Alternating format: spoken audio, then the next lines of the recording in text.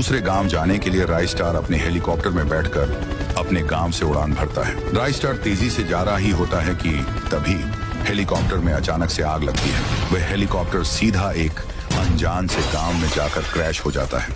राइस्टार तो बच गया, पर उसका हेलीकॉप्टर तहस नहस हो गया था। राइस्टार ये गांव में पहली बार आया था। तभी 7 बज जाती है। धीरे धीरे अंधेरा हो रहा था। चौंकाने वाली बात यह थी कि चारों तरफ काऊ काऊ की आवाज आ रही थी। यह आवाज सुनकर लोगों के बीच अफरा तफरी मच जाती है। लोग अपने अपने घर के अंदर जा रहे थे। चेहरे पर अलग ही चिंता थी और उनके बदन थर थर कांप रहे थे। राइस्टार गांव में थोड़ा और घुस जाता है। राइस्टार को कुछ समझ में नहीं आ रहा था। तभी ऊपर से एक बड़ा कौवा उड़ते उड़ते राइस्टार की ओर बढ़ रहा था।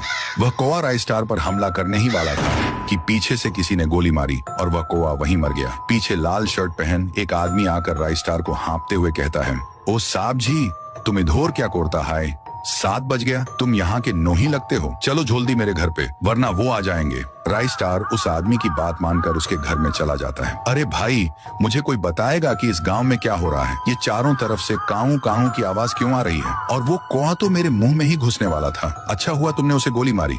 अरे साहब जी, मैं तुम्हें क्या बताऊं, और 7 बोझे इस गांव में कौवों को हमला होता है, इसलिए सभी लोग अपने घोर में चले जाता है। जो भी घोर में नहीं जाता है, वो कौवा उसके डायरेक्ट मुंह में घुसकर उसे कुत्ते की मौत मार देता है। और भी कौवे पैदा हो जाता है।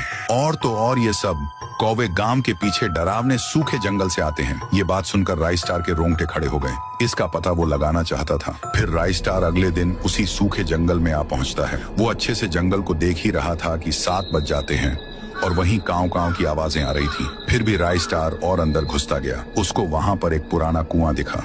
काऊ काऊ की आवाज उसी में से आ रही थी। राइस्टार ने जैसे ही कुएं के अंदर झांका तो उसमें से कौवे निकलने लगे। राइस्टार ने डायरेक्ट अंदर उड़ी मारी। वह नीचे तेजी से गिरता गया और वो कुएं के पूरे नीचे आ जाता है। पर वहां पर एक काले कपड़ों में एक चुड़ैल थी। चुड़ैल पलटकर राइस्टार को गुस्से से देखती है। मुझे पता है तू ही उस गाँव में कौवे भेज रही है और लोगों को मरवा रही है। तू बता जल्दी, ऐसा क्यों कर रही है?